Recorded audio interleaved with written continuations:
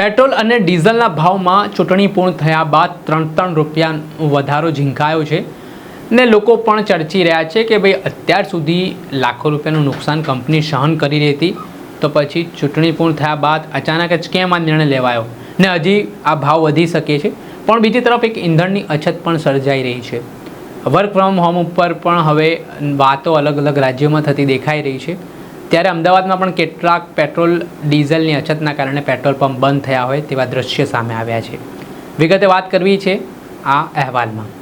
વૈષ્ણવજન તો તેને કહીએ જે પીડ પરાઈ જાનાને રે. દર્શક મિત્રો, નવજીવન ન્યૂઝમાં આપનું સ્વાગત છે. હું છું ફૈઝાન. પેટ્રોલ ડીઝલ પણ લોકો માટે ખૂબ જ જરૂરિયાતનો હિસ્સો બની ચૂક્યો છે, કેમ કે ટ્રાન્સપોર્ટેશન એ ખૂબ મહત્ત્વનો વિષય છે. જ્યારે હોર્મોઝ ખાડીમાં ઇઝરાયલ અને ઈરાન વચ્ચે જે યુદ્ધની સ્થિતિ જોવા મળી રહી છે, તેના કારણે પેટ્રોલ અને ડીઝલની આયાત પર હવે તેની સીધી અસર ભારત પર જોવા મળી રહી છે. થોડા દિવસ પહેલાં વડાપ્રધાન નરેન્દ્ર મોદીએ જે જાહેરમાં અપીલ કરી હતી પેટ્રોલ ડીઝલ મામલે, તે સંકેત હતા કે હવે પેટ્રોલ ડીઝલનો પુરવઠો ખૂટવાઈ રહ્યો છે, અછત થઈ રહી છે ને તે હવે અછત વર્તાતી પણ દેખાઈ રહી છે.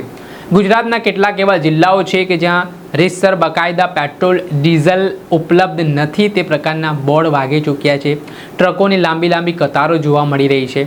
કેટલીક જગ્યાએ લિમિટેડ સ્ટોક હોવાથી જે વાહન ચાલકો છે તેમને લિમિટેડ વસ્તુઓ આપવામાં આવી રહી છે. ત્યારે જનતાનો રોષ પણ જોવા મળી રહ્યો છે. અમદાવાદમાં પણ એવી સ્થિતિ નિર્માણ પામી છે કે જે પેટ્રોલ પંપ પર સ્ટોક નથી, જથ્થો પૂર્ણ થઈ ચૂક્યો છે, ત્યાં હવે પેટ્રોલ ડીઝલ બંધ હોવાના બેનરો લગાવવામાં આવી રહ્યા છે. પંપ સુમસામ થતા દેખાઈ રહ્યા છે. અને આવું જ એક અમદાવાદના જમાલપુર વિસ્તારમાં પણ પેટ્રોલ ડીઝલ ન હોવાથી પંપ બંધ જોવા મળ્યો. ભોલાભાઈ વિસ્તારમાં પણ આવી સ્થિતિ જોવા મળી. એટલે અમદાવાદના અલગ અલગ વિસ્તારોમાં આવી સ્થિતિ નિર્માણ પામી છે, જે વાહન ચાલકો માટે ચિંતા ઊભી કરે તે પ્રકારની છે. ત્યારે હજી જે ડિસ્ટ્રીબ્યુટરો છે, કંપનીના માલિકો છે, તેમને પણ ખબર નથી ક્યારે આ સમસ્યાનું નિરાકરણ આવશે, કેમ કે યુદ્ધની સ્થિતિના કારણે ત્યાંથી જે જહાજો છે તે સમયસર ભારત નથી પહોંચી શકી રહ્યા અને તેના પગલે આ પરિસ્થિતિ નિર્માણ પામી છે. લોકોને જાહેર પરિવહનમાં વધારે મુસાફરી કરવા માટે પણ અપીલ કરવામાં આવી રહી છે.